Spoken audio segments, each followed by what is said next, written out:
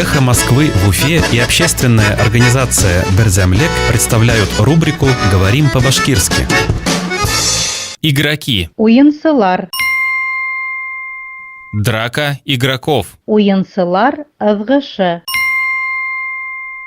Драка игроков. Уйынсылар ызгышы.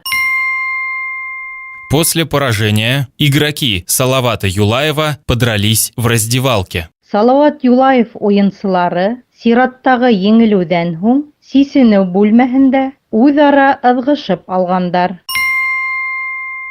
После поражения игроки Салавата Юлаева подрались в раздевалке. Салават Юлаев уйынсылары сираттағы еңелүдән һуң сисенеү бүлмәһендә үҙара ыҙғышып алғандар.